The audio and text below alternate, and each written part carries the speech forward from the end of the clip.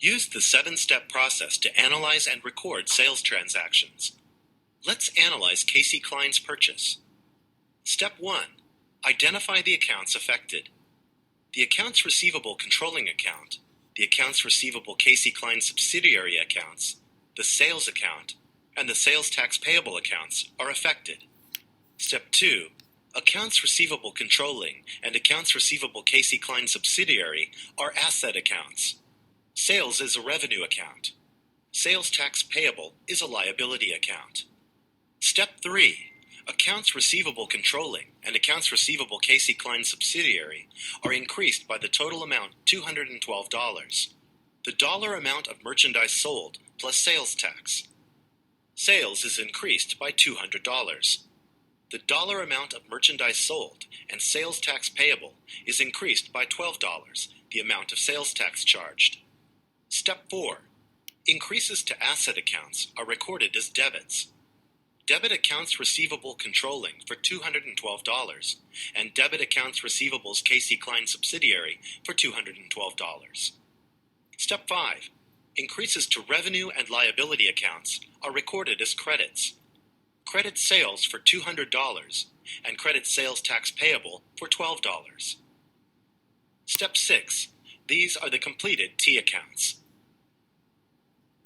To record the journal entry, enter the page number of the journal and the date of the transaction. Next, enter the accounts and the amounts debited. Then enter the accounts and the amounts credited. Last, enter the source document reference. Notice that the debit in the general journal entry is to accounts receivable / Casey Klein. The slash indicates that two accounts are debited, accounts receivable controlling and accounts receivable Casey Klein subsidiary. Since accounts receivable controlling summarizes the accounts and the accounts receivable subsidiary account, the accounting equation is still in balance. Now let's look at another type of sales transaction.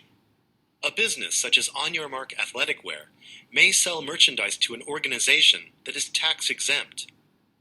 Tax-exempt organizations do not pay sales tax on items purchased. Suppose that South Branch High School purchased $1,500 worth of merchandise. Since South Branch High School is tax-exempt, sales tax is not computed on the total amount. When recording a tax-exempt transaction, accounts receivable controlling, accounts receivable subsidiary, and sales are the only accounts affected. Let's journalize this transaction. Since we are continuing on the same journal page, the page number is already recorded. First, enter the date. Next, enter the accounts debited. Accounts receivable controlling and account receivable South Branch High School are debited for $1,500. Then enter the amounts credited. Sale is credited for $1,500. Remember to enter the source document's reference. Customer purchases are sometimes returned.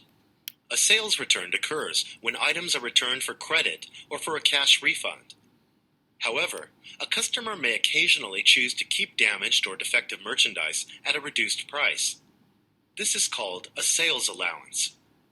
Each of these types of transactions must be reflected in the general ledger accounts.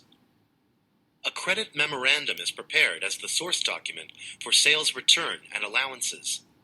All the information you need to journalize a sales return and allowance transaction can be found on the credit memorandum.